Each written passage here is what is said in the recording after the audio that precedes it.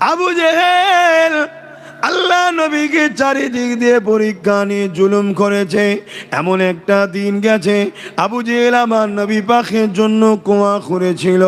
আল্লাহ পাকের মর্জি দেখুন, ওই কুয়াতে আবু জেহেল নিজেই পড়ে গেল।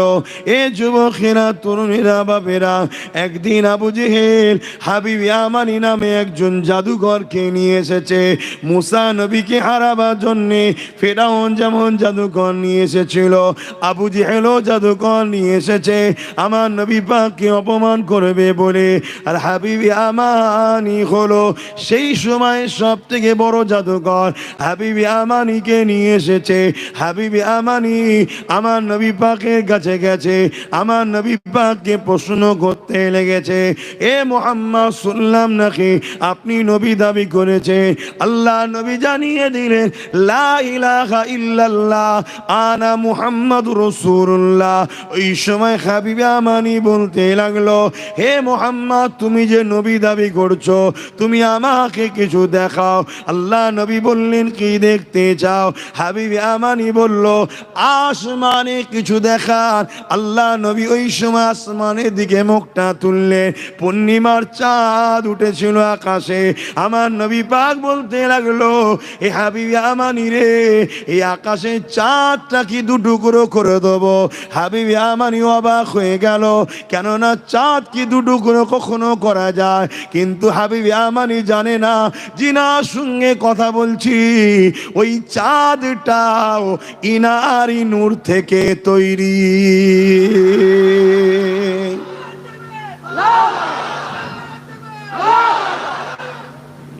খুব মন দিয়ে শুনবেন,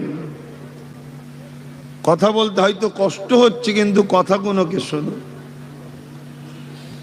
হাবিব ইয়ামানি আর কোনো উত্তর দিচ্ছে না, কেন? তার মুখের বল হারিয়ে গেছে। যে চাঁদ দুটুকরো করবে বলছে, এটা কি করে হয়? আর হাবিব ইয়ামানি ছিল তৎকালীন সময় পৃথিবীর সব থেকে বড় জাদুকর। তাই হাবিব ইয়ামানি জানে জাদু জমিনের ওপরে চলে, আসমানে নয়। তাই প্রশ্নটা নবীকে আসমানের বিষয়ে করেছে। মুহাম্মদ রসুল যদি আসমানে কিছু দেখায়, তাহলে হাবিব ইয়ামানি জানবে ইনি জাদুকর নয়, ইনি নবী। কারণ নবীদের পাওয়ার সব জায়গায় চলে। জাদুকর দুনিয়াতে মানুষকে ধোঁকা দেয়, চোখে মানুষকে তার ধোঁকা দিয়ে তাকে ভুল দেখায়। তাই রসুল যখন বললেন চাঁদটা দুটুকরো করব, হাবিব ইয়ামানি তো অবাক, যেটা কি করে হতে পারে। আল্লাহ নবী আর কোনো কথা না বেরিয়ে আসমানের দিকে আঙুলটা তুলে চাঁদের দিকে ইশারাটা যখন করলো, সঙ্গে সঙ্গে আমার নবী পাকের ইশারা পাওয়ার সাথে সাথে চাঁদও যে নবী পাকের উম্মত, নবী পাকের যে গোলাম, ওই গোলামের পরিচয় দিতে লাগলো। এ যুবকেরা, আমরাও নবীর উম্মত দাবি করি, আমরাও নবীর গোলাম দাবি করি, কিন্তু কারো হাতে যদি একটা অস্ত্র দিয়ে বলা হয় তোমাকে পুরো নিজের গর্দান কাটতে হবে না, কলিজা খানা বার করে দিতে হবে না, নবী পাকের প্রেমে শুধু একটা উংলি কেটে দেখাও, আমরা কতজন পারবো? এ যুবকেরা, অবাক বিষয় শুনুন, আকাশের চাঁদটা আমার নবী পাকের ভালোবাসায়, নবী পাকের গোলামিতে নিজেকে দুটুকরো করে দিয়েছিলেন। আরো জোরে বলুন সুবহান। এ নওজোয়ান তরুণেরা, শুধু দুটুকরো হয়ে গেছে নয়, এক পালি পাহাড়ের এ মাথাতে আর এক পালি পাহাড়ের ওই মাথাতে মধ্যরাত পর্যন্ত এই চাঁদটা দাঁড়িয়েছিল। হাবিব ইয়ামানি অবাক হয়ে গেল। হাবিব ইয়ামানি বুঝতে পেরে গেলেন এ আর কোনো জাদুকর নয়। কিন্তু হাবিব ইয়ামানি তখনও কলেমা পড়েনি। এদিকে আবু জেহেল বলতে লেগেছে, ও হাবিব ইয়ামানি, দেখেছো মুহাম্মদ কত বড় জাদুকর, তাহলে আমার রাসূলুল্লাহর বিরুদ্ধে মিথ্যা প্রচার যারা করে তাদেরকে আবু জেহেল বলা হয়। সেদিন বড় আবু জেহেল করেছিল, আজকে ছোট খাটো আবু জেহেল এই জমিনের ওপরে আছে না নাই? দাড়িওয়ালা সেজেও আবু জেহেল আছে না নাই? টুপি পরেও আবু জেহেল আছে না নাই? আবার প্যান্ট শার্ট পরাও আবু জেহেল আছে। এক কথায় যারা আমার নবীর বিরুদ্ধে কথা বলে, মন্তব্য করে, তারা আজকের আবু জেহেল। বুঝতে পাচ্ছেন? হাবিব ইয়ামানি কিন্তু তখনও কলেমা পড়েনি। হাবিব ইয়ামানি আমার রসুলকে বলছে যে মুহাম্মদ বলতে পারবেন যে আমার অন্তরে একটা কষ্টদায়ক কথা আছে, ওই কথাটা কি? শুনছেন যুবকরা? শোনো, কেন সামনে বিরাট বড় লড়াইয়ের দিন আসছে। এই লড়াইয়ে জিততে গেলে সিনার পাওয়ার লাগবে। পৃথিবীতে 4টে পাওয়ার আছে, 4টে। কটা? কথা বলো। 4টে। ম্যান পাওয়ার, মানি পাওয়ার, মাসুল পাওয়ার, ম্যান্ডেট পাওয়ার। এই 4টে পাওয়ার পৃথিবীতে, দুনিয়া যুগে যুগে মানুষ এই 4 পাওয়ার নিয়ে ইসলামের বিরুদ্ধে লেগেছিল। আর মোমেনদের সিনাতে, নবীর গোলামদের, আল্লাহর দাস দাসীদের সিনাতে আল্লাহ একটা পাওয়ার দিয়েছে, যে পাওয়ারটা হলো ইমানের পাওয়ার। জোরে বলুন সুবহানাল্লাহ। এই 4 পাওয়ার যুগে যুগে ইমানের পাওয়ারের কাছে নিশ্চিহ্ন হয়েছে। জোরে বলুন সুবহানাল্লাহ। তার একটা ছোট্ট নমুনা বলে যাচ্ছি। আজ দীর্ঘ বছর ধরে পুরো পৃথিবীর সুপার পাওয়ার গুলো ইসরায়েলের সাথ দিচ্ছে, আর ছোট্ট একটা প্যালেস্তাইন তার মোকাবেলায় লড়াই করছে। যাদের হাতে পারমাণবিক শক্তি আছে, যাদের কাছে ট্যাঙ্কার আছে, মিসাইল আছে, বোম বন্দুক রয়েছে, তাদের মোকাবেলায় প্যালেস্তাইনবাসী ইট নিয়ে, পাথর নিয়ে, চামগুল দিয়ে লড়াই করছে। কিন্তু খেয়াল করে দেখুন, পৃথিবীর সুপার পাওয়ার গুলো মার খেয়ে পিছিয়ে যাচ্ছে, প্যালেস্তাইনবাসীকে নত এখনো করতে পারেনি। জোরে বলুন সুবহানাল্লাহ। আরো চিৎকার দিয়ে বলুন সুবহানাল্লাহ। আল্লাহ। কেননা এদের কাছে 4 পাওয়ার আছে, ম্যান পাওয়ার এদের কাছে আছে। পৃথিবীর সুপার পাওয়ার যারা, আমেরিকা হোক, ব্রিটেন হোক, জাপান হোক, যারা ইসরায়েলের সাথ দিচ্ছে, ফ্রান্স হোক, এদের কাছে ম্যান পাওয়ার আছে, মানি পাওয়ার আছে, মাসুল পাওয়ার আছে, অস্ত্র আছে, ম্যান্ডেট পাওয়ার আছে, একত্রিত তারা। কিন্তু প্যালেস্তাইনবাসীর কাছে ম্যান পাওয়ার নেই, মানি পাওয়ার নেই, অস্ত্র পাওয়ার নেই, মাসুল পাওয়ার নেই, ম্যান্ডেট পাওয়ার নেই। কিন্তু প্যালেস্তাইনবাসীর হৃদয়ে আল্লাহ ও রসুল রয়েছে, তাই তাদের মোকাবেলায় এরা পিছতে বারবার বাধ্য হচ্ছে। জোরে বলুন সুবহানাল্লাহ। মনে রাখবেন, আমি এজন্যই বুঝাচ্ছি, পৃথিবীতে যুগে যুগে যুগে যুগে ইসলাম ও ইসলামের অনুসারীদের উপরে হাজারো দিক দিয়ে জুলুম করেছে জালিমরা, কিন্তু আলহামদুলিল্লাহ তারা মিটে গেছে। ইসলাম আজও হু হু করে বাড়ছে। জোরে বলুন সুবহানাল্লাহ। আমেরিকার বুশ চেষ্টা করেছিল আমেরিকা থেকে ইসলামকে মুছে দিবার জন্যে। সে কোনো মুসলমানকে আর ভিসা দিত না। আমেরিকার বুশ চেয়েছিল আমেরিকাতে ইসলামকে রাখবো না, কিন্তু আমার আল্লাহ, ওই বুশেরই একটা কন্যা ছিল, পুত্র সন্তান ছিল না, কন্যা সন্তান ছিল। ওই কন্যা সন্তানকে আমার আল্লাহ পাক ইমানের কালেমা পড়িয়ে মুসলমান বানিয়েছে। শুধু মুসলমান নয়, ওই কন্যাটাকে হাফেজাও বানিয়ে দিয়েছে। যারা কোরআনকে ব্যান করতে চেয়েছিল, তাদের ঘরের কন্যাকে আল্লাহ কোরআনের হাফেজা বানিয়েছে। জোরে বলুন সুবহানাল্লাহ। এ নওজোয়ান তরুণেরা, আজ উত্তর ইউরোপ প্রদেশের মধ্যে, আজ ইউরোপ দুনিয়ার মধ্যে জন যুবক যুবতীরা দলে দলে দলে প্রতিদিন ইমানের কালেমা পড়ে মুসলমান হয়ে যাচ্ছে, কেননা তারা আমার নবী পাকের জীবনী পড়ছে, আমার নবী পাকের আদর্শ দেখছে, আমার নবীর লাইফ স্টাইল দেখছে, আমার নবীর সমাজ ব্যবস্থা, আমার নবীর জীবন ব্যবস্থা, আমার নবীর অর্থনীতি, আমার নবীর ধর্মনীতি, আমার নবীর প্রতিবেশী নীতি, আমার নবীর সম্প্রীতি নীতি, আমার নবীর মানববন্ধন নীতি, আমার নবীর রাজনীতি, আমার নবীর রাষ্ট্রনীতি, টোটাল নবী পাকের জীবনীকে আমেরিকা, ব্রিটেন, জাপান এইভাবে ইউরোপ দুনিয়ার যুবক যুবতীরা রিসার্চ করতে লেগেছে। তারা রিসার্চ করতে করতে দেখছে আমার রাসূলের মতো কেউ আসেনি আর আসবে না। তাই তাদের ঘরের যুবক যুবতীরা দলে দলে দলে দলে ইমানের কালেমা পড়ে মুসলমান হয়ে যাচ্ছে। আরো জোরে বলুন সুবহান। তাই তারা উঠে পড়ে লেগেছে ইসলামকে বদনাম করার জন্যে। সমস্ত মিডিয়া তাদের হাতে, শুনছেন তো নাকি?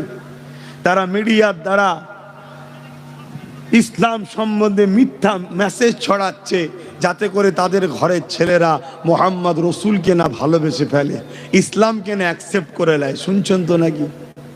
চেষ্টা চালাচ্ছে, কখনো জিহাদের বিরুদ্ধে, কখনো ইসলামের বিভিন্ন কর্মকাণ্ডের বিরুদ্ধে, কোরআনের আয়াতকে বিকৃত করে আগে পিছুর কথা না বলে তারা বিভিন্নভাবে মিথ্যা প্রচার চালাচ্ছে এবং তারা চাইছে ইসলামকে মুছে দিবার। আপনারা বলুন, ইসলামকে কখনো কেউ মুছতে পারবে? জোরে বলুন। হয়তো আমাদের ক্ষতি হতে পারে, ওটাও আমাদের দোষে হবে, কিন্তু ইসলামকে মুছে দিতে কেউ পারে না, পারবে না। আল্লাহ নবী যখন মক্কার বুকে দাওয়াত দিয়েছিল, নবী পাকের উপরে আবু জেহেল অনেক অত্যাচার করেছিল। এমনও দিন গেছে আল্লাহ নবীকে পাহাড়ে গিয়ে গাছের পাতা ফলমূল খেয়ে জীবন ধারণ করে থাকতে হয়েছে।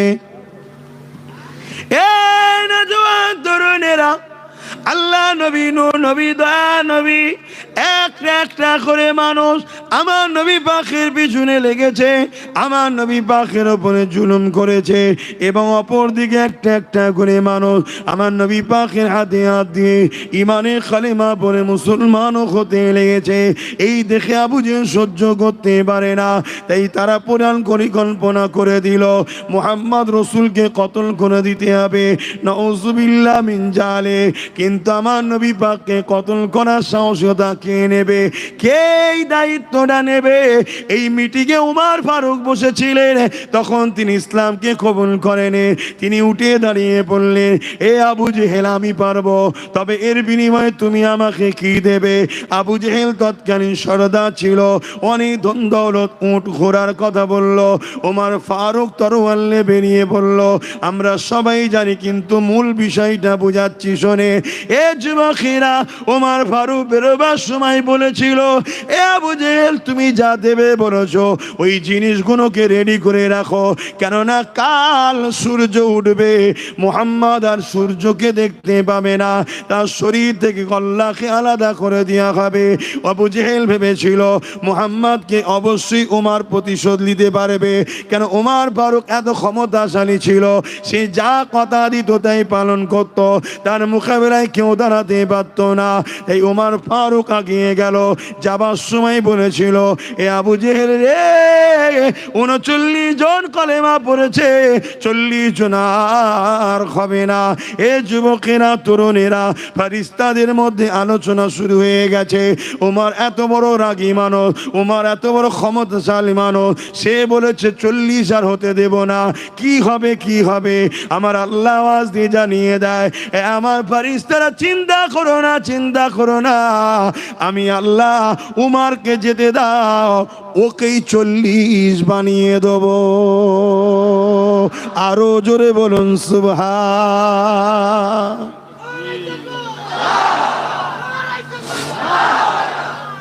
ইসলামকে যারাই মিটাতে চেয়েছে, আমার আল্লাহ তাদের ঘরেই ইসলামের ঝান্ডা ধরার লোক করে দিয়েছে। জোরে বলুন সুবহানাল্লাহ।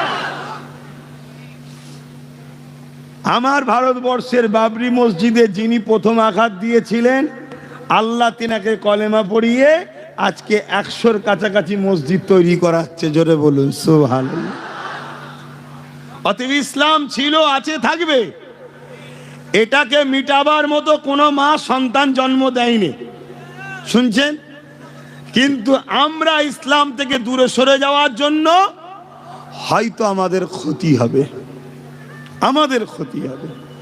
কেননা ইতিহাসের পাতা সাক্ষী দিচ্ছে, চিঙ্গিস খান বলে একটা জালিম শাসক ছিল, নাম শুনেছেন?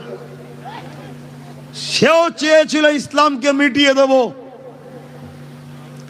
আজও যেমন কেউ চাইছে ওয়াকাফকে দখল করে নিয়ে মসজিদ, মাদ্রাসা, কবরস্থান, খানকা, দরগা, ইসলামের পেহচানগুলোকে মিটিয়ে দেব, চিঙ্গিস খানও চেয়েছিল ইসলামকে মিটিয়ে দেব। 1 কোটির ওপরে মুসলমানকে মেরেছিল, কয়েক লক্ষ হাফেজ আলেম মৌলানাকে শহীদ করে দিয়েছে। কিন্তু মনে রাখবেন, চিঙ্গিস খান মিটে গেছে, আজও 200 কোটির ওপরে পৃথিবীতে কোরআনের পক্ষে মানুষও রয়েছে। জোরে বলুন সুবহানাল্লাহ। অতএব ইসলাম ছিল, আছে, থাকবে কিয়ামত পর্যন্ত। যেদিন আল্লাহ তুলে নেবে সেটা আল্লাহর ইখতিয়ার, কোনো মায়ের লালের ক্ষমতা না ইসলামকে মিটাতে পারে। বুঝতে পারছেন আপনারা?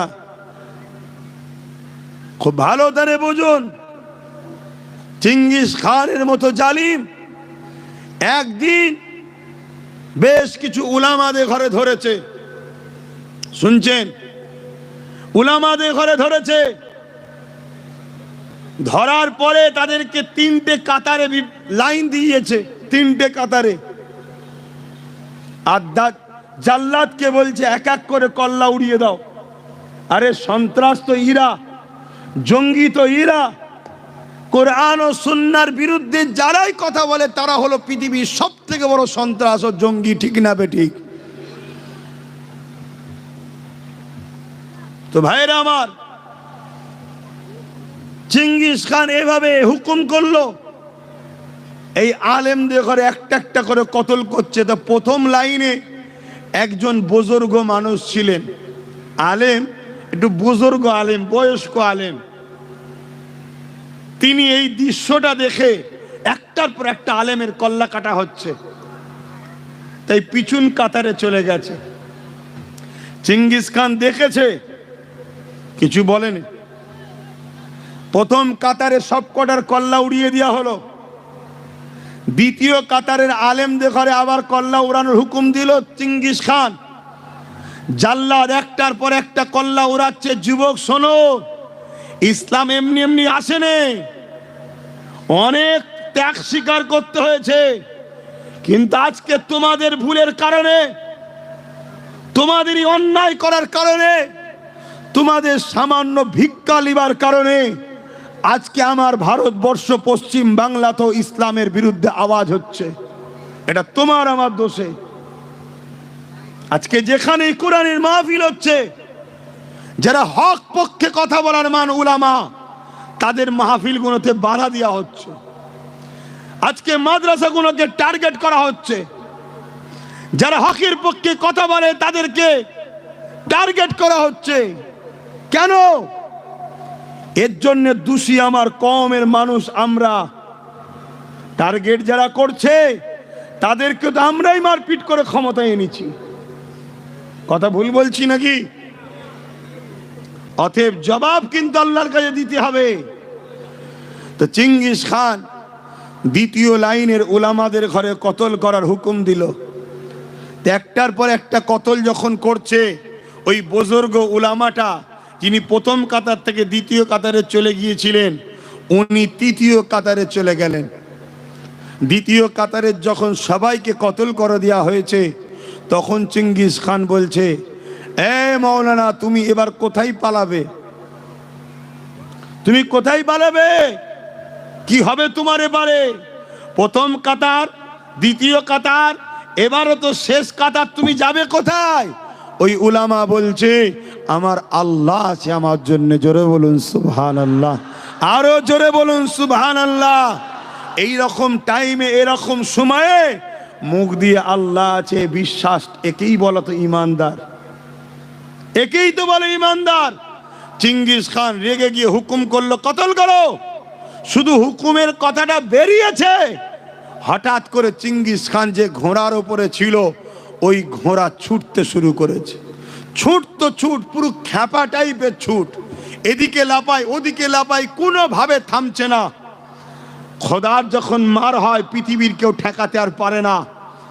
জাল্লা সহ যত সৈন্য সামন্ত ছিল চিঙ্গিস খানের ঘোড়াকে থামাবার জন্য সবাই ছুটেছে, কিন্তু এই ঘোড়াকে কোনোভাবে থামাতে পারে না। একটা সময় চিঙ্গিস খানের পা ফসকে গিয়ে এক পা ঝুলেছে আর এক পাতে ফসকে গিয়ে জমিনে পড়েছে। এই মাথা জমিনে লাগছে, একটা একটা পাথরে আঘাত হচ্ছে, কখনো চোখ বেরিয়ে যাচ্ছে, কখনো ঘিলু বেরিয়ে যাচ্ছে। এভাবে ছিন্ন বিচ্ছিন্ন হতে হতে হতে যতক্ষণ না চিঙ্গিস খান মরেছে ওই ঘোড়াটা দৌড়ানো বন্ধ করেনি। যখন মরে গেছে তখন ঘোড়া দাঁড়িয়েছে। বেশক আল্লাহ আছে, আজও আছে, বলুন সুবহানাল্লাহ। কি আল্লাহ আছে না নয়? কিন্তু সেই আল্লাহর উপরে ভরসা করতে আমাদের। আসুন এখনো সময় আছে, তওবা করুন। নিজের কারবার, ব্যবসা বাণিজ্য, নিজের পছন্দনীয় দল সব ঠিক এক জায়গায় রাখুন। ততদিন পর্যন্ত লেনদেন থাকবে যতদিন পর্যন্ত তারা আমার ইসলামের বিরুদ্ধে কথা না বলবে। আর যখন ইসলামের বিরুদ্ধে কথা বলবে, সে যেই হোক, তার থেকে নিজেকে দূরে সরিয়ে রাখার নাম হলো ঈমান। জোরে বলুন সুবহানাল্লাহ।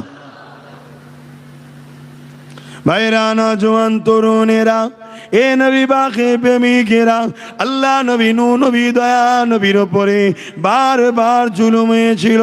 ওমর ফারুক রওনা দিয়ে দিল, আল্লাহ নবীর কাছে পৌঁছে গেল। নবী পাকে দরজায় গিয়ে আঘাত দিল। ভেতরতে সাহাবারা জিজ্ঞাসা করলেন কে? হযরত ওমর বলতে লাগলো আমি খাত্তাবের বেটা ওমর। সাহাবা হুজুররা বড় চিন্তিত হয়ে গেল। এ যুবকেরা, তৎকালীন সময় ইসলামকে যারা মানত তাদেরকে কতল করে দেওয়া হতো।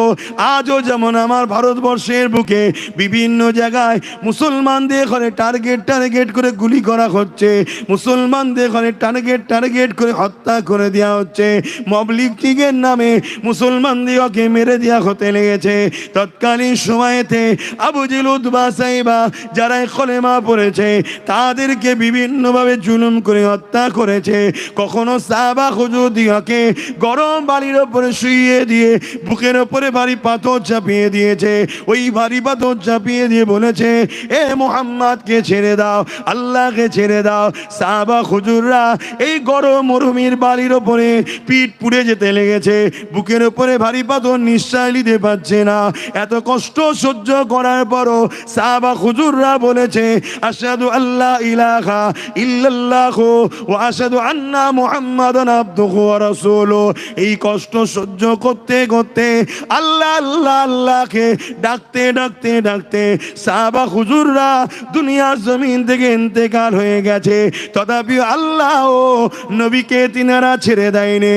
এ নওজোয়ানেরা, তরুণীরা, যুবকেরা, আর যদি আমরা 500,000 টাকাতে ইসলামের দুশ্মনের কাছে বিক্রি হয়ে যায়, কোরআনের দুশ্মনের কাছে বিক্রি হয়ে যায়, মসজিদ মাদ্রাসা দুশ্মনের কাছে বিক্রি হয়ে যায়, মনে রাখবেন আমার আল্লাহ তাদের হাতে তোমাকে আমাকে শেষ করে দেবে। মসজিদ ছিল আছে থাকবে, কোরআন ছিল আছে থাকবে, কি করে থাকবে? যদি আমরা না থাকি তো থাকবে কি করে? মনে রাখবেন এই ভারতের জমিন নয়, পৃথিবীর জমিনে আল্লাহ নতুন প্রজন্ম তৈরি করবে। কাদেরকে তৈরি করবে?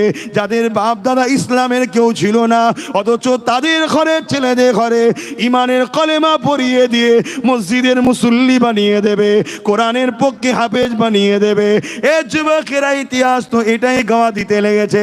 কেননা যুগে যুগে দেখেছি যারা ইসলামের বিরুদ্ধে লেগেছে, আমার আল্লাহ পাক তাদের পরিবার থেকে, তাদের সমাজ থেকে দলে দলে মানুষকে ইসলামের দিকে ঢুকিয়ে দিয়েছে। কিন্তু তুমি আমি যদি আল্লাহ দেয়া শ্রেষ্ঠ নিয়ামত কোরআনকে না ধরে রাখতে পারি, রসুলকে যদি ধরে রাখতে না পারি, ইসলামের পক্ষে না দাঁড়াতে পারি, যাদের গুণ গাইতে লেগেছো, যাদের দলদাস হয়ে গেছো, যাদের জন্য হই হই করতে লেগেছো, তাদের হাতে আল্লাহ তোমাকে আমাকে মিটিয়ে দেবে। আল্লাহ দিনের জন্য আমার আল্লাহ পাক তিনি যথেষ্ট।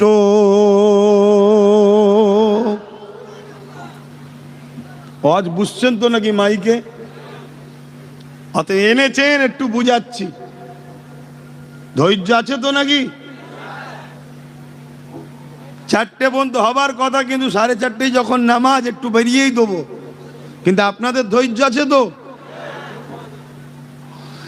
এ নওজওয়ানেরা, তরুণেরা, এ নবী পাকের প্রেমিকেরা, আবু জেহেল আমার নবী পাকের সব থেকে বড় দুশ্মন ছিল, আমার নবী পাককে জানে মারতে চেয়েছিল।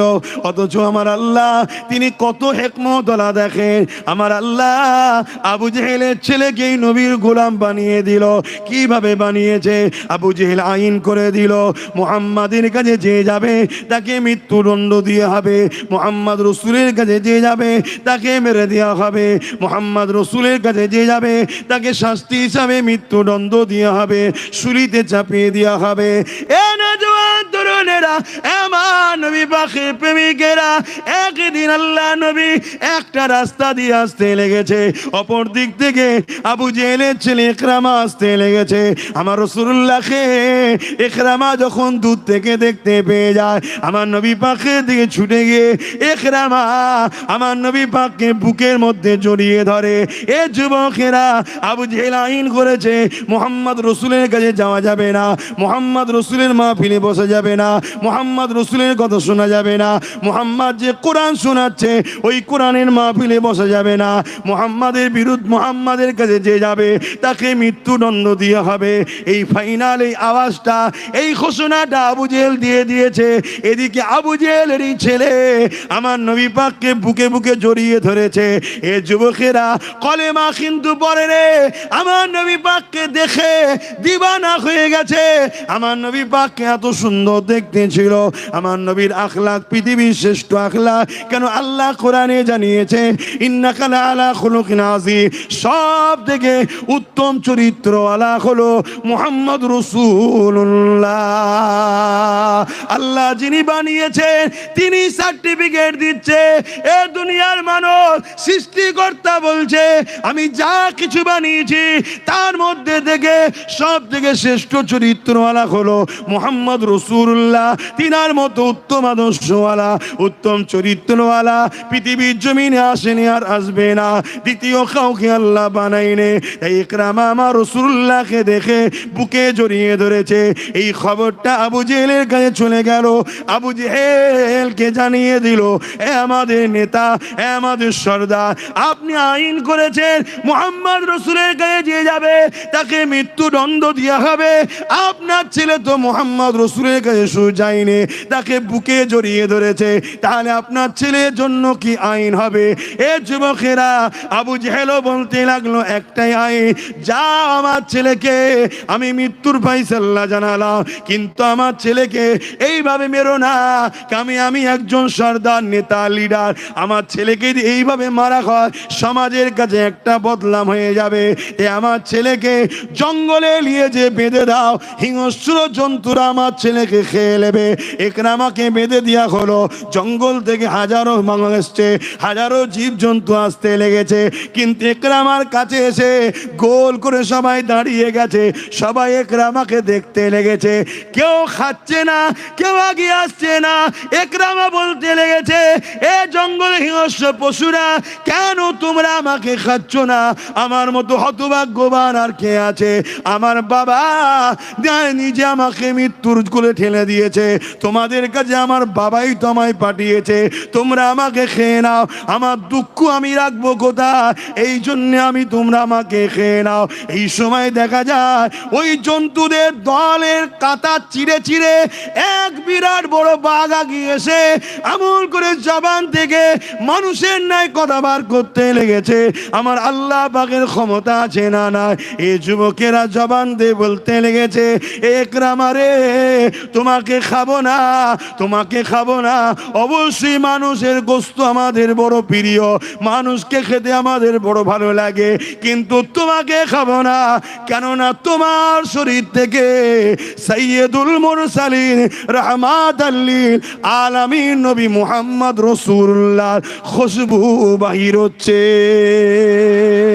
আরো জোরে বলুন সুবহান।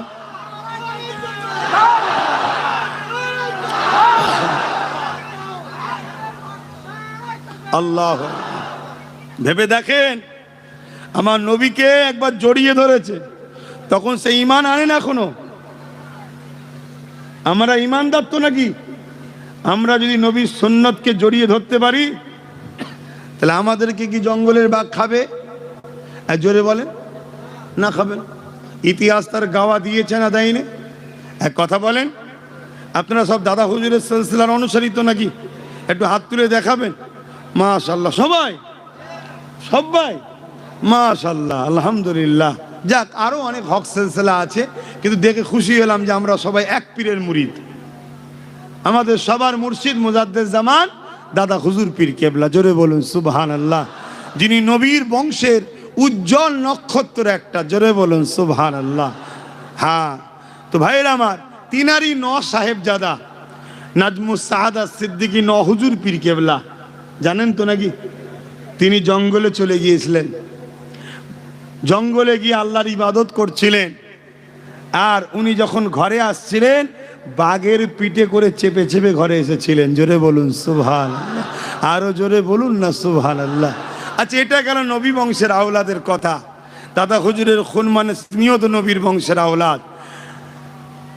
আব্দুল মোমেন, সুফি আব্দুল মোমেন সাহেব, নাম শুনেছেন না? দাদা হুজুর একজন খলিফা ছিলেন, দাদা হুজুরের একজন খলিফা। তিনি কিন্তু প্রতাপচন্দ্র সেন প্রথম নাম ছিল, অন্য ধর্মে জন্ম হয়েছে, কিন্তু আমার দাদা হুজুর রহমাতুল্লাহ আলাইহের মেসেজ শুনে ইসলামের উপরে তিনি আকর্ষিত হয়ে ইমানের কালেমা পড়েছিলেন।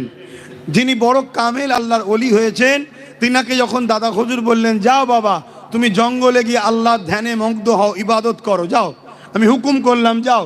তিনি যখন জঙ্গলে গেলেন, বিশাল এক বাঘ ওনাকে খাবার জন্য আগিয়ে আসছে। উনি তখন বলতে লাগলেন, এই জঙ্গলের বাঘ শোনো, আমি তুমি হলে তো ছুটে পালাবার রাস্তা খুঁজে পেতাম না, আর না হয় অজ্ঞান হয়ে ফিট হয়ে পড়ে যেতাম। হ্যাঁ, জঙ্গলের বাঘ শোনো, আমার পীর হলো জবানের মুজাদ্দেদ আবু বকর সিদ্দিক, তিনি আমাকে পাঠিয়েছে আল্লাহর দাসত্ব এখানে ইজেকে রাজগার মোরাকেবা মুসাহিদা করতে। যদি আমি তোমার রেজেক হয়ে থাকি তো খাও, কিন্তু মনে রেখো আমি আল্লাহর দাসত্ব করতে এসেছি। জোরে বলুন সুবহানাল্লাহ। পুষা বিড়াল যেমন গায়ে গা ঘষে, তিনার জীবনী পড়ুন, লেখা আছে পুষা বিড়াল এসে তিনার গায়ের কাছে এসে বাঘটা গা ঘষে তিনার পাশে বসে যায়। জোরে বলুন সুবহানাল্লাহ। উনি ইবাদত করতে লাগলো, দীর্ঘ সময় চলে যাচ্ছে, দিন চলে যাচ্ছে, রাত চলে যাচ্ছে, খাচ্ছে না। বাঘ একটা শিকার করে নিয়েছে, ওনার সামনে পা মারছে জমিনে, যে মানুষটা খাচ্ছে না কেন, পা মারছে জমিনে। উনি চোখ খুললেন, দেখলেন বাঘ শিকার করে এনেছে। উনি বললেন, এটা আমার জন্য হালাল নয়, এটা তোমার খাদ্য, তুমি খাও। সে নিয়ে আবার জঙ্গলে চলে গেল। জোরে বলুন সুবহানাল্লাহ। এদের দিলে নবীর প্রেম আছে, জঙ্গলের বাঘ বলছে খাওয়া যাবে না। জোরে বলুন সুবহানাল্লাহ। আর যত বড় ভিআইপি হোক আর লাট সাহেব হোক, যার দিলে নবী নেই, চলো না দাদা দিদি দেখি একবার জঙ্গলে।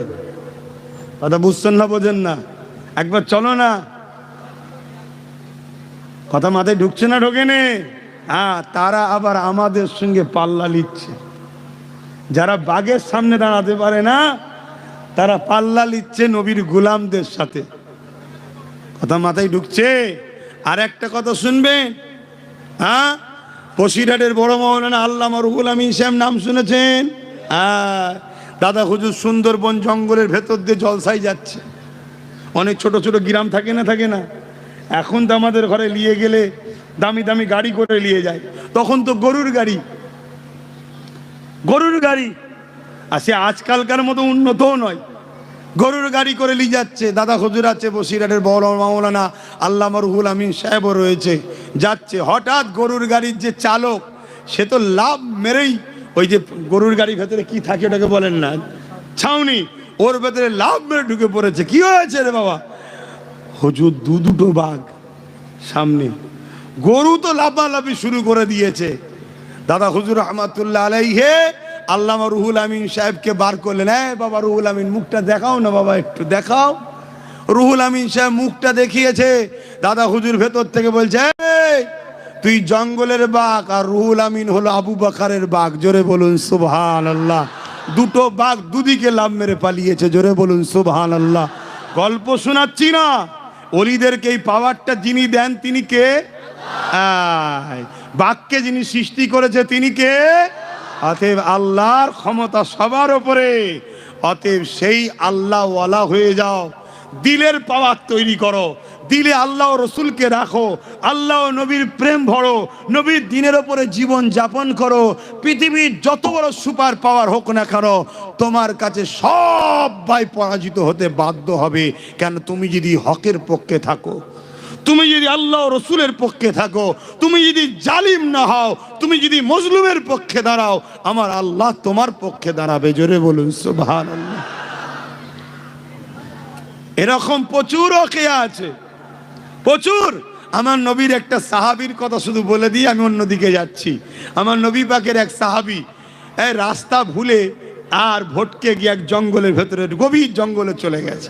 অনেকে দেখবেন ঘর বাড়ি জঙ্গলের সাইডেই হয়, কিন্তু অনেক সময় রাস্তা ভটকে গভীর জঙ্গলে হয়ে যায়, বা কোনো কাজে উনি যাচ্ছিলেন, গভীর জঙ্গলের মধ্যে প্রবেশ করেছেন, আর ওদিক থেকে এক বিশাল বাঘ আগিয়ে আসছে আমার নবীর সাহাবীর দিকে। আল্লাহর নবীর সাহাবী কোনো ভয় খায় না, কেন? আল্লাহর ওলিরা আল্লাহ ছাড়া অন্য কাউকে বলুন ভয় করে না। দুঃখের সাথে বলছি, খারাপ নেবেন না। আজকে কিছু আমাদের আলেম উলামা, ইমাম, পীর সাহেব, পীরজাদা, মুফতি সাহেব শাসকের ভয়ে হক কথা বলছেন। খারাপ নিলেন কথাটা? কিছু আছে না নাই, হক কথা বলছে না। উপরন্ত যদিও বা মুখ খোলে শাসকের দালালি করছে। কথাটা কি খারাপ লেগে গেল? হায় হায় হায়। আপনি কোরআনের পক্ষে কথা বলবেন না, আপনি হাদিসের পক্ষে কথা বলবেন না, আপনি মসজিদের পক্ষে বলবেন না, আপনি মাদ্রাসার পক্ষে বলবেন না। আমি তো বলছি না কারো উপর আপনি জুলুম করুন, কেন? ইসলামের জুলুমের রাইট নয়, কিন্তু দেশের সংবিধান তো আপনাকে রাইট দিয়েছে। আপনি আপনার কোরআন নিয়ে, আপনার ধর্ম নিয়ে, আপনার মসজিদ নিয়ে, আপনার মাদ্রাসা নিয়ে, আপনার দিন নিয়ে আপনি বেঁচে থাকবেন, এর রাইট আছে। কিন্তু আজ আপনি মুখ খুলতে পাচ্ছেন না, অথচ আমার ঘরের নিরীহ ছেলেগুলোকে জঙ্গি বলে, সন্ত্রাস বলে নির্দোষ লোককে তুলে নিয়ে চলে যাচ্ছে। কারো মুখে কথা আছে? কথা নেই। কেন? বলতে ভয় খাচ্ছে। দুই ধরনের ভয়। এক ভয় হচ্ছে যদি আমাকে টার্গেট করে, দ্বিতীয় ভয় কি? আমার সঙ্গে যে খাতিরটা আছে, যেখান থেকে কিছু পায়, ওটা যদি বন্ধ হয়ে যায়। কি গো, আমার কথায় কষ্ট পেয়েছেন? তাহলে বলুন, আমি অন্যদিকে লাইন ঘুরিয়ে দিচ্ছি। হায় হায় হায় হায়। আমার নবী পাকের সাহাবী কোনো ভয় করেনি। বাঘ আগিয়ে আসছে, আমার নবী পাকের সাহাবী বলছে, আল্লাহ সৃষ্টি মখলুক বাঘ, আমি নবী পাকের সাহাবী, আমি নবী পাকের ঘরের খেদমত করি। যদি তুমি আমাকে খেয়ে ফেলো তো কাল নবীর ঘরের খেদমতটা কে করবে, কাজগুলো কে করবে? আমি রাস্তা ভুলে গেছি। শোনেন, অবাক বিষয়, অবাক। নিজে যেমন আমরা মানুষের হাত ধরে রাস্তা দেখিয়ে দিই, বাঘ লেজ দিয়ে নবী সাহাবীর হাতকে পেঁচিয়ে টেনে টেনে রাস্তা দেখিয়ে দিয়েছে। জোরে বলুন সুবহানাল্লাহ, আরো জোরে বলুন সুবহানাল্লাহ। যা ওদিকে আলোচনায় আজ যাচ্ছি না। ইকরামাকে খেলো না, উপরন্ত দাঁত দিয়ে দড়ি রশিকে কেটে দিয়ে ইকরামাকে ছেড়ে দেওয়া হলো। ইকরামা যখন ঘরে চলে এলো, আবু জেহেল দেখে অবাক হয়ে গেল। সবাই আবার বলতে লেগেছে, এ আমাদের সর্দার লিডার নেতা, ইকরামাকে মৃত্যুদণ্ড দেওয়া হবে না, হবে না। আবু জেহেল বলল, আমি আমার আইনের ওপরে পারফেক্ট দাঁড়িয়ে আছি। এ আমার অনুসারীরা, ইকরামাকে নিয়ে যাও, গভীর সাগরে নিয়ে যে দূর কোথায় খুঁজে নিয়ে যে ফেলে দিয়ে যাও। সাগরের মাছেরা তাকে ভক্ষণ করে নেবে, তাকে এইভাবে যে ফেলে দাও। কিতাবের মধ্যে পাওয়া যায়, তাকে যখন হাতে পায়ে রশি দিয়ে পানিতে ফেলে দেওয়া হলো, ওই সময় দেখা যায় এক বিশাল মাছ এসে তার নিজের পিঠটাকে ইকরামার জন্য বিছানার নাই বিছিয়ে দিল। তাকে এমন করে নিয়ে এসে ডাঙাতে ছেড়ে দিল। ইকরামা এই দৃশ্যগুলো দেখে আমার নবী পাকের দিবানা হতে লাগলো। আর দেরি করতে পারলো না। ইকরামার ঘরে না গিয়ে আমার নবী পাকের কদমে গিয়ে ইমানে নূরের কলেমা পড়ে মুসলমান হয়ে যায়।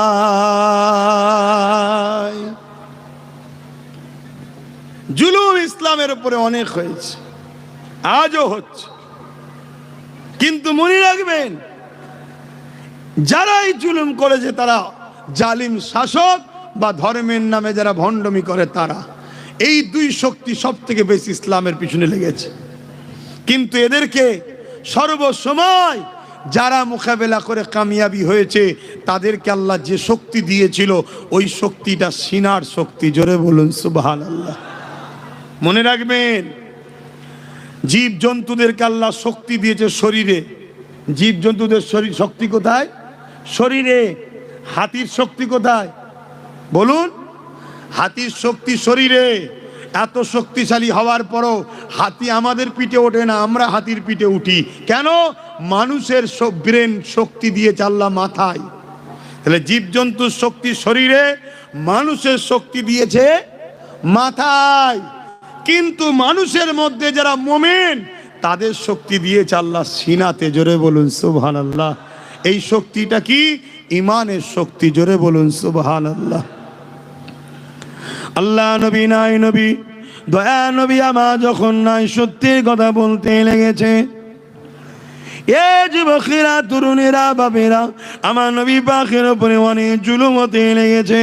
এমন জুলুমের জায়গায় পৌঁছে গেল, আমার নবী পাকের খুচরাকে ঘিরে ফেললো। আমার নবী পাককে কতল করে দেবে বলে 40 জন জালিম আমার নবী পাককে ঘিরে ফেললে। আমার নবী পাককে আল্লাহ পাক হুকুম করে দিলে, আমার হাবিব আপনি ইয়াসরিব মদিনার জমিনে চলে যান। আমার নবী পাক তাদের দিকে ধুলোবালি ছুঁড়ল, তাদের চোখে পড়ে গেল। আমার নবী পাক ইয়াসরিব মদিনাতে চলে গেল। অনেক বড় কথা সংক্ষেপে বলছি। আমার নবী পাক মদিনার জমিনে গিয়ে মানবতার কথা, ইনসাফের কথা, ইনসানিয়াতের কথা, ন্যায়ের কথা প্রচার করতে লেগেছে। চারিদিক থেকে দলে দলে মানুষ আমার নবী পাকের কাছে আসতে লেগেছে, দিন ইসলামের ছায়াতলে আসতে লেগেছে। এ নওজোয়ানেরা, তরুণেরা, এই খবরটা আবু জেহেলের কাছে পৌঁছে গেল। আবু জেহেল সহ্য না করতে পেরে আমার নবী পাকের বিরুদ্ধে লড়াই করবে বলে, মদিনার উপরে হামলা করবে বলে 1000-এর উপরে সৈন্য নিয়ে বেরিয়েছিল।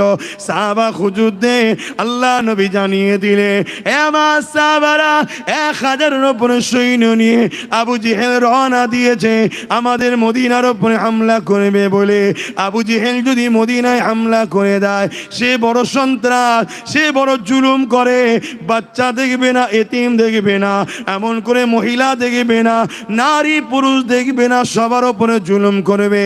তাই আমাদের উচিত হবে তাকে মদিনায় ঢুকার আগে তার সঙ্গে কথা বলা, তাকে রুকা, তাকে বোঝানো। এ যুবকেরা, তাই নবী আমার সাহাবা হুজুর দিগকে নিয়ে রওনা দিল। আমার নবী পাকের সাহাবাদের সংখ্যা ছিল মাত্র 313 জন, আর আবু জেহেল বাহিনীর সংখ্যা ছিল 1000-এর উপরে। আবু জেহেল জেহেল বাহিনীদের হাতে তীর তরোয়াল বল্লম ছিল, আর আমার নবী পাকের সাহাবাদের হাতে ছিল খাজুরের ডাল। এই যুবকেরা বদর নামক স্থানে দেখা হয়ে গেল। ওই জায়গাতে আল্লাহ নবী আবু জেহেলকে বুঝাতে লাগলো, তোমরা মক্কায় আছো, আমি নবীকে মক্কা থেকে চলে এসেছি, ওইখানে তোমরা আছো, এখানে কেন তোমরা জুলুম করতে এসেছো? আল্লাহ নবীর কথা শুনলো না, কেননা আবু জেহেল দেখলো আমার দিকে 1000-এর ওপরে সৈন্য রয়েছে, মুহাম্মদ রাসূলুল্লাহ দিকে মাত্র 313 জন রয়েছে। এই সুযোগটাকে কাজে লাগাতে হবে। কেন আবু জেহেল মনে করলো আমার হাতে তরোয়াল অস্ত্র রয়েছে, সংখ্যা বেশি রয়েছে, এই লড়াইয়ে সাহাবা ও মুহাম্মদ রাসূলকে কতল করে দিতে হবে। কিন্তু ফাইসাল্লা দুনিয়ার জমিনে হয় না, ফাইসাল্লা তো আসমানে হয়। তাই আবু জেহেল হঠাৎ করে আমার নবীর সাহাবাদের উপরে এমন করে কোনো কথা না শুনে হামলার জন্য আঘাতে লাগলো। আমার নবী পাক সাহাবাদেরকে বললেন, বাবারা তোমরা ডিফেন্সে দাঁড়িয়ে যাও, আবু জেহেল বাহিনীর হাতে তরোয়াল রয়েছে, আর আমার নবীর সাহাবাদের হাতে খাজুরের ডাল রয়েছে।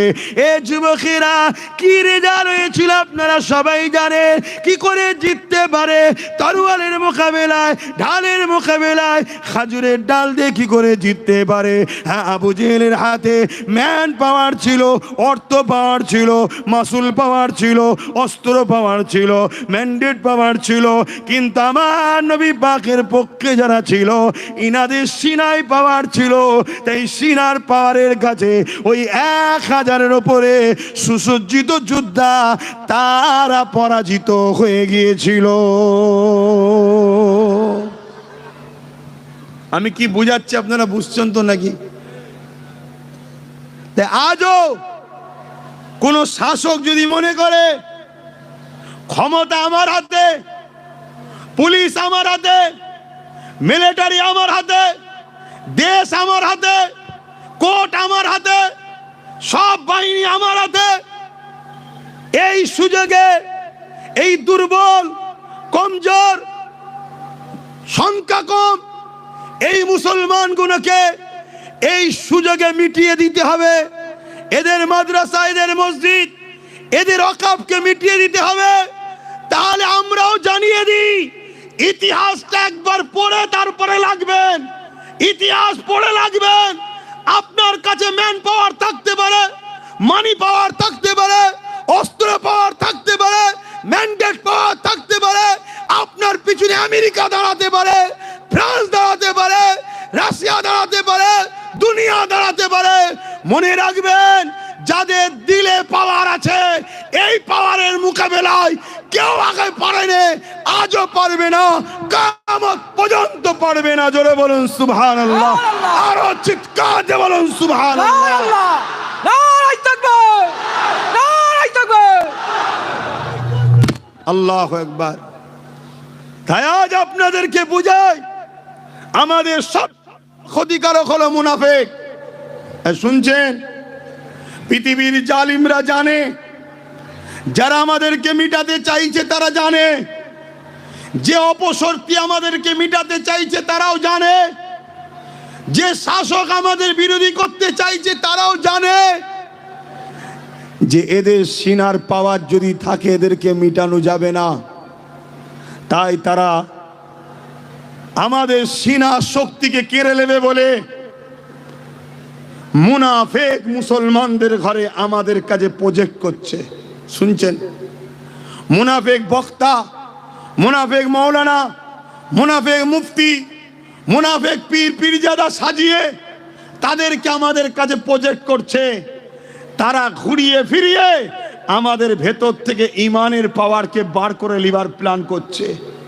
তাই আমি আজ এই মঞ্চ থেকে বলে যাব, এ আমার যুব সমাজ, এটা ধর্মীয় জলসা, এতটুকু বলে যাব, পৃথিবীর কার কি আছে দেখে লাভ নেই। তুমি তোমার সিনার শক্তি বাড়াও। সিনার শক্তি তখন বাড়বে যার দিলে যত বেশি নবীর প্রেম ও আদব আছে, তার সিনার শক্তি তত বেশি আছে। জোরে বলুন সুবহানাল্লাহ, আরো জোরে বলুন সুবহানাল্লাহ। নবীকে পিয়ার করুন, নবীকে ভালোবাসুন, নবীকে ফলো করুন। আরে লিডার তোমাদের একজনই, মুহাম্মদ রাসূলুল্লাহ। নেতা তো আমাদের একজনই মোহাম্মদ রসুল্লাহ, দ্বিতীয় কেউ আমাদের লিডার নেই। যে মোহাম্মদ রসুলের পক্ষে হবে তার পক্ষে আমরা থাকব, যে মোহাম্মদ রসুলের পক্ষে নয় সে আমাদের কেউ নয়। এই আকীদা তৈরি করুন। যদি বাঁচতে চান এই আকীদা করুন, না হয় কিন্তু আগামী দিনটা আপনাদের জন্য, আপনাদের নতুন প্রজন্ম বাচ্চাগুলোর জন্য বড় ভয়ানক আসবে। 2014 সাল থেকে আমি চিল্লাচ্ছি ওয়াকফ বাঁচাও। তখন অনেকে আমার বিরুদ্ধে কথা বলেছিল না বলেনি? আজকে হারে হারে বুঝছেন না, বোঝেননি? আমি বলেছিলাম একটা দিন আসবে তোমাদের অস্তিত্ব বাঁচাতে পারবে না। কখনো খেয়াল করে দেখেছেন? ওয়াকফ তো বিগত 77 বছর ধরেই চুরি হচ্ছে, তো হঠাৎ করে কেন্দ্র সরকার আবার বিল করতে চাইলো কেন? 77 বছর তো চুরি হচ্ছে, তা বিগত বছর ধরে যেন ওয়াকফ আমরা পাইনি, সব লুটে পুটেই খাচ্ছে ক্ষমতাশালীরা। তাহলে হঠাৎ করে ইনি আবার বিল করতে চাইছে কেন? এটা কখনো ভেবেছেন? আমি এতটুকু শুধু বলবো আজকে, বলবো এই ওয়াকফ বিল করে নিয়ে যদি মসজিদ, মাদ্রাসা, কবরস্থান, এই খানকাগুলোকে যদি মিটিয়ে দেয়, মনে রাখবেন আপনারা ভারতের নাগরিক মুসলমান প্রমাণ দিতে আর পারবেন না, দিদি বলেন কি করে? কেরলে একটা মসজিদ আছে 1400 বছর বয়স, তার মানে ভারতবর্ষের কেরলে 1400 বছর ধরে মুসলমান আছে, তাই তো নাকি? তাহলে মুসলমান নতুন নয়। আজকে বারবার বলছে বাংলাদেশ, পাকিস্তান, আফগানিস্তান থেকে যারা এসেছে ওই মুসলমানরা নাগরিকত্ব পাবে না। বলছে কেন? তোমাদেরকে প্রমাণ করতে চাইছে তোমরা স্বাধীনতার পরে এসেছো। আর যদি তোমাদের এলাকায় 1000 বছরের মসজিদ থাকে, 1000 বছরের কবরস্থান থাকে, 1000 বছরের ঈদগাহ থাকে, তাহলে প্রমাণ করতে পারবে তোমরা স্বাধীনতার পরে এসছো? কেউ বললে মানবে? এই মাথায় ঢুকছে না, ঢোকেনি? এটা একটা বিরাট বড় পরিকল্পনা। অতএব এই পরিকল্পনাকে ভেস্তে দিবার জন্যে, এই পরিকল্পনাকে রুকার জন্যে আমাদের যদি জান লাগে, জান দিয়ে হলেও এই ওয়াকফকে বাঁচাবার জন্য আমাদেরকে গণতান্ত্রিকভাবে সংবিধানের রাইট অনুযায়ী আমাদেরকে লড়াই করতে হবে। ঠিক না বেটি? আপনারা সবাই লড়াই করতে প্রস্তুত তো নাকি? হাত তুলে বলুন, তরতি প্রস্তুত তো নাকি? এই লড়াই করতেই হবে, এই বিলকে বাতিলের জন্য কথা বলতেই হবে। কিন্তু দুঃখের বিষয়, আমাদের ঘরে কিন্তু লড়াই করবেন তো জানি, কিন্তু লড়াইয়ের নেতৃত্ব যদি মুনাফেক হয়, কথা বলুন, লড়াইয়ের নেতৃত্ব যদি মুনাফেক হয়, তাহলে আমরা ফাঁসবো না জিতবো? জোরে বলেন। 100% আমরা ডুববো। আজকে সেই পরিকল্পনাও চলছে, বিশাল বিশাল মিছিল হচ্ছে, কলিকাতার রাজপথ জুড়ে মিছিল, মিটিং হচ্ছে। ওই মিছিল মিটিংয়ে কারা? যারা বসে আছে তাদের মধ্যে থেকে 50% এমনও লোক আছে, মেম্বারে যারা বসে আছে তারা অলরেডি ওয়াকফের মাল ঝেড়ে বসে আছে। শুনছেন না শোনেননি? আপনাদের এই পাশে উত্তর 24 পরগনা পীর আব্বাস আলী গুরাচাঁদ রহমাতুল্লাহ আলাইহির 900 বিঘে জায়গা ছিল, আজকের তারিখে 92 শতক আছে, তার মানে 3 বিঘেও নয়। 900 বিঘে জায়গাটা এখন 3 বিঘেও আর নয়, তাহলে 897 বিঘে গেল কোথায়? যারা 897 বিঘে ঝেড়েছে তারা তোমাদেরকে নিয়ে বলছে ওয়াকফ বাঁচাতে হবে, কালাকাইন বন্ধ করতে হবে। তাহলে এই ধোকায় যদি পা দাও, ফাঁসবে না ফাঁসবে না? এক কথা বুঝছো না বুঝুনি? খুব ভালো করে বোঝো।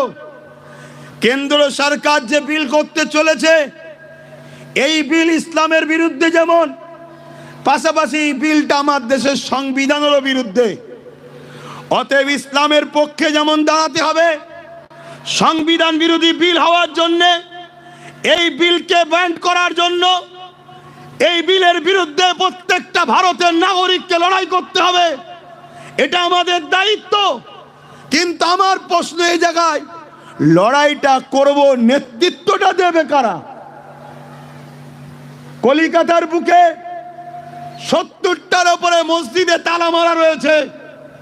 যারা তালা মেরে বন্ধ করে রেখেছে তারা যদি নেতৃত্ব দেয়, আর তাদের পিছনে আমরা যদি দাঁড়িয়ে বলি মসজিদ বাঁচাও, মাদ্রাসা বাঁচাও, কবরস্থান বাঁচাও, ওয়াকফ বাঁচাও, মনে হয় বাঁচবে না ডুববে? আমার কথা মাথায় ঢুকছে তো নাকি? হয়তো আমার অনেক ভাই ভাববেন যে ভাইজান এক হওয়া তো দরকার, আমিও তো বলছি এক হওয়া দরকার, কিন্তু এক হবেন কার সাথে? মুনাফিকের সাথে না মুমিনের সাথে? কেন ইসলামে কখনো সংখ্যা লাগে না, ইসলামে কখনো কামিয়াবি হওয়ার জন্য অস্ত্র বোম বন্দুক লাগে না। আমার মঈনুদ্দিন আজমিরি একা ছিল, কামিয়াবি হয়েছে না হয়নি? ইসলামে লাগে ইমানদার। অতএব নেতৃত্বটা ইমানদার ঠিক করো। আজকে বড় দুঃখের সাথে বলবো একটা কথা, আপনাদের অসুবিধা হচ্ছে। মোমেনের পিছনে দাঁড়ান। মোমেন চিনবেন কি করে? যার দিলে রসুল নাই সে মোমেন নয়, যার দিলে রসুল আছে সে হলো মোমেন। অতএব ফলো করুন সে আপনার নবীকে কোন নজরে দেখে, নবীকে কিভাবে ভালোবাসে, পিয়ার করে, এটা আপনাকে খেয়াল করতে হবে। তো ভাইয়েরা আমার, সময়ের দিকে খেয়াল করে আজ আমি বেশি কথা বলতে পারছি না, শুধু এতটুকু বলবো, ওয়াকফ কি জিনিস আপনারা বোঝেন? কারা কারা বোঝেন না একটু হাত তুলুন। আচ্ছা হাত নামান। কারা কারা ওয়াকফ কি জিনিস বোঝেন হাত তুলুন, আমি জিজ্ঞেস করবো কিন্তু। ওয়াকফ কি জিনিস বোঝেন কারা কারা, তারা হাত তুলবেন। আমি জিজ্ঞেস করবো দুই একজনকে, দেখেন এই দুই একটা ছাড়ার হাত নেই। তার মানে ওয়াকফ কি জিনিস আমার কম বোঝে না। খুব ভালো করে শোনেন, ওয়াকফটা কি জিনিস ওটা একটু বলে যায়। ওয়াকফ হলো ইসলামেরই একটা পার্ট। নামাজ, রোজা, হজ, যাকাত, দাড়ি, টুপি যেমন পার্ট, ইসলামে আল্লাহর রাহে মুসলমানরা কোনো জিনিসকে দান করে, এটাকে অফ করা বলা হয়, আল্লাহর রাহে উৎসর্গ করা হয়, এই সম্পদকে বলা হয় ওয়াকফ সম্পদ। মুসলিম ধরীরা অনেক অর্থ, অনেক জমি আছে, তা থেকে কিছুটা হোক বা 50% হোক বা সম্পূর্ণ হোক, আল্লাহর খুশির জন্যে মসজিদ, মাদ্রাসা, কবরস্থান বা মুসলিম গরিব ছেলেদের পড়াশোনার জন্যে আল্লাহর রাহে দান করে গেছে, একে বলা হয় ওয়াকফ। কথা বুঝে আসছে? এটা সম্পূর্ণ মুসলমানদের ধর্মীয় প্রপার্টি। তাহলে আমার হিন্দু ভাইদের আছে না নাই? আছে। তারা যেটা তাদের ধর্মের জন্য উৎসর্গ করে দেবদেবীর নামে, সেটাকে বলা হয় দেবত্ব সম্পত্তি। আদিবাসী ভাইদেরও আছে, সেটা হলো জল জঙ্গলের সম্পদ। 2023 সালে কেন্দ্র সরকার আদিবাসীদের জল জঙ্গলের সম্পদকে কবজা করে নিয়েছে। জঙ্গল কেটে আদানি আম্বানিদের ব্যবসা চালাচ্ছে। 2024-এ মুসলমানদের ওয়াকফে হাত দিয়েছে। যদি ওয়াকফকে নিয়ে নেয়, এরপরে আমার হিন্দু ভাইদের দেবত্ব সম্পত্তিকে নেবে। কেন? আমার দেশের কেন্দ্র সরকার সে না মুসলমান বিরোধী না হিন্দু দরদি, সে একজনই দরদি, আদানি আর আম্বানির। কথা বুঝছেন না, বোঝেন না? এই জায়গায় যেমন আদিবাসী ভাইদের জল জঙ্গলকে ফিরিয়ে দিবার জন্য লড়াই দরকার, মুসলমানদের ওয়াকফকে বাঁচাবার জন্য লড়াই দরকার। আগামী দিন হিন্দু ভাইদের দেবত্ব যাতে হরণ না হয়ে যায়, এখন থেকে তার প্রস্তুতি দরকার। কথা বুঝছেন না, বোঝেন না? অনেকে বলে মুসলমানদের ওয়াকফ সম্পত্তি এত আছে, অন্য কারণে। এটা মূর্খের মতো কথা শোনায় আপনাদের ঘরে। এটা বিভাজন তৈরি করতে চাইছে। শুনে রেখে দেন, আমার হিন্দু ভাইদের দুটো মন্দিরের যা জায়গা আছে, পুরো ভারতে মুসলমানদের ওয়াকফ জায়গা অত নয়। দুটো মন্দিরে এত জায়গা আছে। টোটাল ভারত মিলিয়ে মুসলমানদের 27 লক্ষ বিঘে জমি আছে। কত? জোরে বলুন। 27 লক্ষ বিঘে জমি। আর আমার হিন্দু ভাইদের দুটো মন্দিরে 27 লক্ষর বেশি জায়গা আছে। তাহলে এরপরে ওইটাকে হাত দেবে, শুনছেন তো নাকি? আর একটা কথা বলি, আমার পশ্চিম বাংলায় ওয়াকফ আছে না নাই? এই কথা বলবেন না? না, পশ্চিম বাংলার বিষয়ে বলা যাবে না। কি বলা যাবে না? পশ্চিম বাংলায় আছে 1,43,000 কম বেশি একর। 1 একর মানে 3 বিঘে। 1,43,000 কম বেশি একর জমি পশ্চিম বাংলায় আছে। তার মধ্যে ওয়াকফ বোর্ডের হাতে 75 একর জমি বেদখল। ওয়াকফ বোর্ডের হাতে নাই। ওই 75 একর জমি, 75,000 একর জমি কারা দখল করেছে? পশ্চিম বাংলা সরকারের আমলারা দখল করে রেখেছে। শুনছেন না শোনেন না? তাহলে মোদি বা কেন্দ্র সরকার একা দখল করছে না রাজ্য দখল হয়ে আছে? এক কথা বলছে না তো? তাহলে আমার মসজিদের বিরুদ্ধে যদি কেন্দ্র হয়, তার বিরুদ্ধে যেমন লড়াই হবে, রাজ্য যদি আমার মসজিদের জায়গা ঝেড়ে নেয়, এখানে লড়াই হবে না? কিন্তু কই এত মিটিং মিছিল হলো, কখনো বলা হয়েছে যে রাজ্য সরকার এখনো কেন্দ্র তো বিল করতে পারেনি, করবার চিন্তা করেছিল, আন্দোলনের চোটে একটু পিছিয়ে গেছে। কিন্তু যে আইনটা 1995 আছে, ওই আইন অনুযায়ী যত ওয়াকফ আছে ওয়াকফ বোর্ডের আন্ডারে সব দিয়ে দিতে হবে। কথা বুঝে আসছে? তাহলে আমার রাজ্যে যারা আন্দোলন করছে তথাকথিত বক্তা মৌলী সাহেবের নামে, তারা কই একবারও তো বলছে না যে রাজ্য সরকার 75,000 একর জমি এই বাংলায় বেদখল হয়ে আছে, ওই জমিগুলোকে উদ্ধার করে দিতে হবে? এই বলছে কেন বলেন? তাহলে এরা মোমেন না মুনাফিক? হ্যাঁ, জোরে বলেন। আর এই মুনাফিক যদি নেতৃত্ব দেয়, আপনারা গেনার হবেন। আমি কি বুঝাচ্ছি? মাথায় ঢুকছে? কষ্ট হচ্ছে? খুব ভালো করে শুনুন। আর একটা কথা, যেমন কেন্দ্র সরকারের কালা কানুন মানছি না, আপনার ওই আইনকে বাস্তবায়ন হতে দেওয়া যাবে না। আপনি বিলকে প্রত্যাখ্যান করুন। আপনি যে ঘৃণা চক্রান্ত করছেন, চক্রান্ত থেকে ফিরে আসুন। এই আন্দোলন যেমন হওয়া দরকার, ঠিক তেমন তো বলা দরকার রাজ্য সরকার আব্বাস আলী গোরাচাঁদ হুজুরের 900 বিঘে জায়গা বার করে দাও। এ বলা দরকার আছে না নাই?